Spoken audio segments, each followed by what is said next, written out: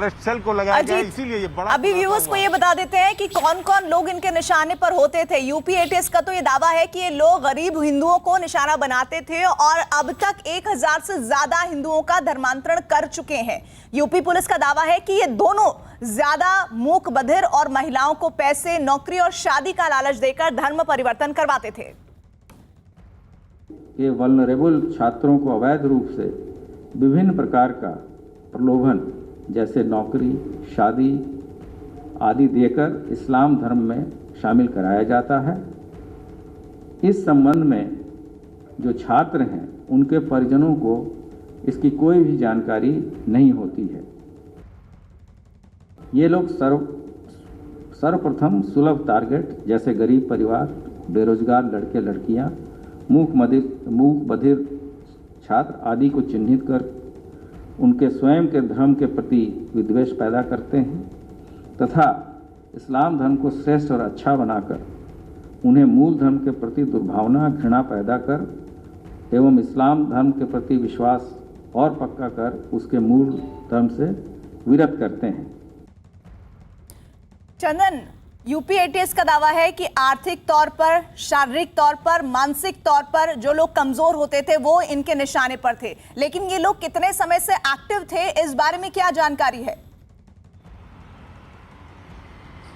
देखिए, एटीएस का दावा है कि 4 साल से ये धर्मांतरण का काम चल रहा था और जो कमजोर लोग होते, चाहे वो आर्थिक रूप से कमजोर हो या शारीरिक रूप से, वो सॉफ्ट टारगेट थे। उनको किसी तरह का सहारा या प्रलोभन देकर के और ना माने तो धमकी दे करके, डरा करके धर्मांतरण कराया जा रहा था। ये एटीएस का दावा है। और ये न केवल यूपी के कुछ इलाकों में हो रहा था बल्कि हरियाणा, जो दिल्ली से सटे हुए हरियाणा के इलाके, वहां भी ये गैंग जो है एक्टिव था। ये सब एटीएस के दावे हैं। यूपी की बात करें तो कानपुर, नोएडा, बरेली, इन तमाम जगहों पर ये गैंग जो एक्टिव था, पुलिस को अपनी जांच करनी है एटीएस को कि ये कहां तक एक्टिव था, कितना पेनिट्रेट कर पाया था, ये किन किन इलाकों में इनके लोग सक्रिय थे। तमाम बातें भी जांच करनी है, उसके बाद ही ज्यादा जानकारी मिल पाएगी। फिलहाल चूंकि मामला अंडर इन्वेस्टिगेशन है तो पुलिस ज्यादा कुछ बता नहीं सकती, क्योंकि इससे जांच पर असर पड़ता है। लोग सतर्क हो सकते हैं जो लोग इसमें शामिल हैं, इसलिए नाम या इलाके के बारे में ज्यादा जानकारी नहीं दी जा रही है। और अब आपको सुनवाते हैं इस मामले में बीजेपी नेता संजीव बालियान का कहना क्या है। यूपी चुनाव से पहले बड़ा खुलासा हुआ है। बड़े पैमाने पर गरीब लोगों का धर्मांतरण कराया जा रहा था। हमारे साथ बातचीत करने के लिए मौजूद हैं केंद्रीय मंत्री डॉक्टर संजीव बालियान जी। संजीव जी, बड़े पैमाने पर हजारों लोगों का खुलासा हुआ है और साल में 250 से 400 लोगों का धर्मांतरण हुआ, जिसमें गरीब लड़कियों की शादी कराने के नाम पर साजिश की जा रही थी। जो मूक बधिर बच्चे हैं उनका धर्मांतरण कराने का खुलासा हुआ है और माना यह जा रहा है कि ISI द्वारा ये फंडिंग की जा रही थी।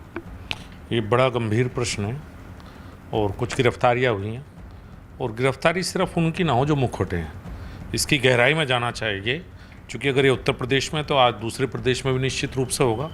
तो इसकी पूरी गहनता के साथ जांच हो और जो भी दोषी हैं, क्योंकि बहुत बड़ी समस्या धर्मांतरण रही है पूरे देश में पहले से ही, और अगर इस तरह की साजिशें रची जा रही हैं तो उन पर खुलासा भी होना चाहिए, जांच भी होनी चाहिए और सख्त कार्रवाई हो कि आगे से ऐसी घटनाएं दोबारा ना हो। और इसी मुद्दे पर उत्तर प्रदेश सरकार के अल्पसंख्यक कल्याण विभाग के मंत्री मोहसिन रजा का क्या कहना है, वो भी आपको सुनवा देते हैं। हम बता देना चाहते हैं कि उत्तर प्रदेश में भारतीय जनता पार्टी की आदरणीय योगी जी के नेतृत्व की सरकार है। ये किसी मुल्ला की सरकार नहीं है कि आप यहाँ पर इस तरह के कृत्य कर लेंगे। यहाँ पर सबका साथ, सबका विकास और सबके विश्वास की बात हम करते हैं। यहाँ पर हम किसी को इस तरह का कृत्य नहीं करने देंगे। इसीलिए हमारी सुरक्षा एजेंसियां, उनको हाथ हमने बांध नहीं रखे हैं। उन पर कोई पॉलिटिकल प्रेशर नहीं है। वो प्रदेश के हित में, देश के हित में उनको काम करने की पूरी छूट है और ऐसे लोगों को कतई नहीं बख्शा जाएगा जो लोग देश में इस तरह का काम कर रहे हैं। हम उन्हें भी बिहाइंड द बार करेंगे, उन्हें भी जेल में डालने का काम करेंगे जिन्होंने इनको फंडिंग की है। अजीत, चुनावी साल जरूर है, लेकिन ऐसा लग रहा है कि मौजूदा सरकार इस गंभीर मसले को लेकर बहुत जबरदस्त तरीके से सख्ती करने वाली है आने वाले दिनों में।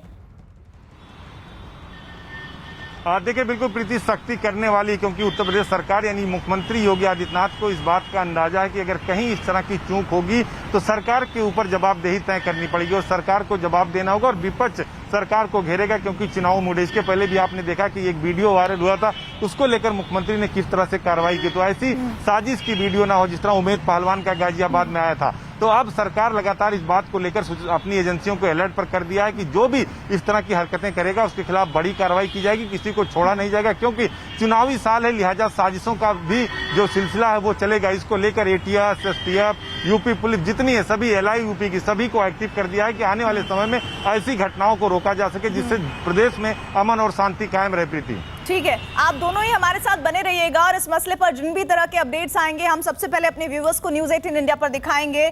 आप दोनों का फिलहाल शुक्रिया। और इस बीच